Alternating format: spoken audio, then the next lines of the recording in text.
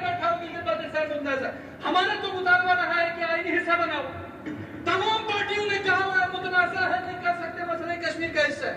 इस तरह गिलगित बल्तिस्तान के अवाम को तड़ी देता है। कल यहाँ बैठकर किसी और ने भी किसी जमाने में तड़ी आंदी थी, वो आज सरकुम्मत धुल रहे हैं, वहां पे हुल रहे हैं, वहां पे मट्टी धूल खा रहे हैं, नहीं तड़ी रहे अपने अवाम को। समझाएं, बैठे, मनवाएं, गलत बातें ना करें। कौन होता है जो यहाँ ये कहे कोई मोदी का फलान है, मोदी का धमकाने? कोई मोदी का नहीं है। कौन कहता है? इजहार राय दे, आजादी मत करें, जुबानबंदी, ये चीजें ठीक नहीं चलती सर। ये गिलगित बल्तिस्तान है, ये पंजाब नहीं है, ये बलूचस्तान नहीं है, ये गिलगित बल्तिस्तान है। यहाँ के अवाम आपस में तकसीमात नहीं चाहते, यहाँ के अवाम मोदी को सेकंड करने वाले नहीं है। ये जबरदस्ती मोदी के यहाँ पेजेंट कर रहे हैं। आप तशरीफ रखिए।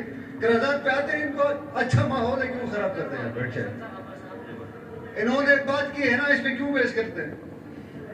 अभी करारदाद पे आते हैं।